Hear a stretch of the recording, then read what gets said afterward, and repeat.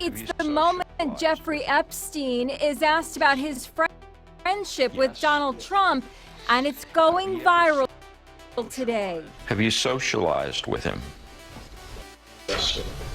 Yes? Yes, sir.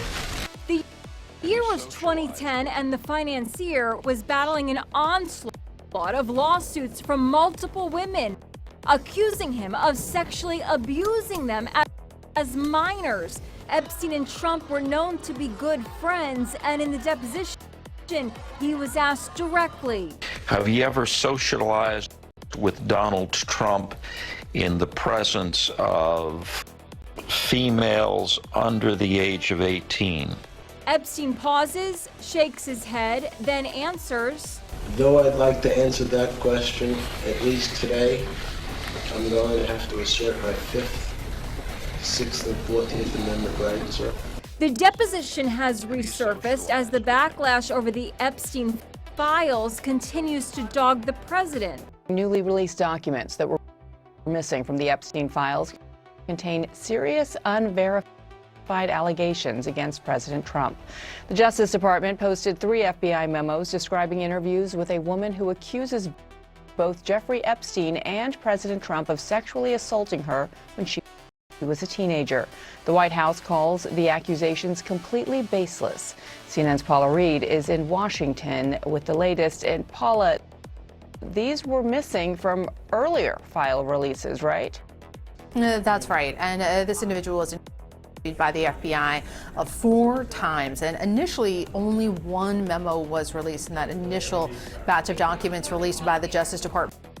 And that was an interview where she made allegations against Jeffrey Epstein, but not against President Trump.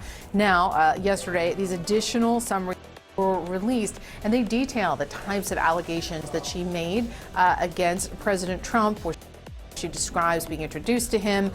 She alleges that he asked everyone to leave the room and, quote, mentioned something to the effect of, quote, let's teach you how little girls are supposed to be, and then describes an encounter where he pushes her head down to his penis and then told agents she bit Trump, who then allegedly struck her and said something like, get this little expletive the hell out of here. Now, in her 3rd interview, she allegedly said that she was receiving threatening calls. And in her 4th interview, it's interesting, she told investigators that she was concerned about why she was even coming forward because the statute of limitations had passed. Now, I do want to make sure we get in here the fact that President Trump has consistently denied any wrongdoing. In a statement yesterday, the White House described these allegations as, quote, completely baseless, backed by 0 credible evidence. Well, listen to this. The Department of Justice has released a new batch of documents from the Epstein investigation. We're not forgetting about the Epstein files just because Trump invaded Iran. And they include something that is going to explode: sexual assault allegations against Donald Trump. Now, these are, we've talked about these before, these are FBI 302 reports. 302 reports are official summaries written by an agent after interviewing a witness. In this particular case, they summarize 3 interviews that the FBI did with a woman who says she was sexually assaulted by Trump when she was a minor.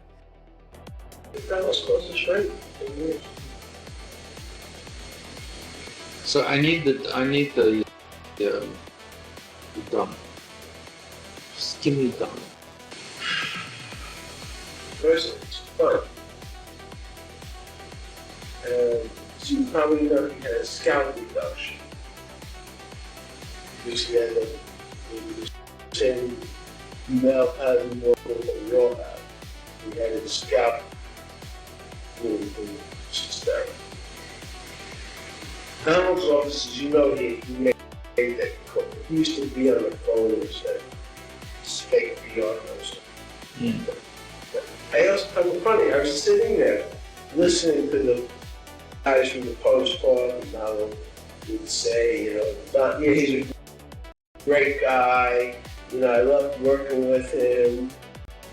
And I sit there going, this is just amazing. And he'd say, Michael, come on, let's go to the office. And he'd say, tell me, what's it like that? He'd say, You like having sex? You like it? How often do it?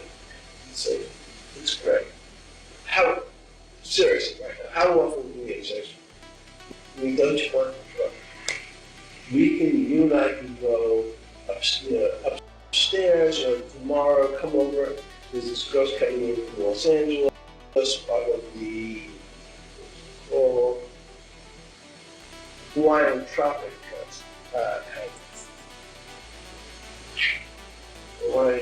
so come over at 3 o'clock. You're gonna have a great time. I promise you, Michael, it's just me and you. You're gonna have a great time. Be up here at 3 o'clock with your posters. The whole time, Victoria's been on the phone. Listening. Setting it up. Because he wants Victoria. So he has you on this as an avoid conversation. Oh, come on, you must have had a better wife, right? I said, yes. Tell me that. And the wife's on the speakerphone, listening, well, so, I know I think you're really hot. And I know you think you've got Michael, end of the world, best guy on earth. He is charming. He is able to convince people. So he tells everybody what they want to hear. So how do you know this? That was supposed to trade. He has a sense of humor. It can be funny. Correct. His ability to sell. It's very much like Clinton. Both Bill and Donald have the ability to go over to a fat, ugly woman, say, you are the most beautiful thing I've ever seen. So you probably know he had a scalp reduction. Because he had the same male pattern woman than your have. There's not a horrible human being who has nasty things with best friends' wives. Anyone who first tries to gain your trust and then uses it to bad things. He is charming. He is able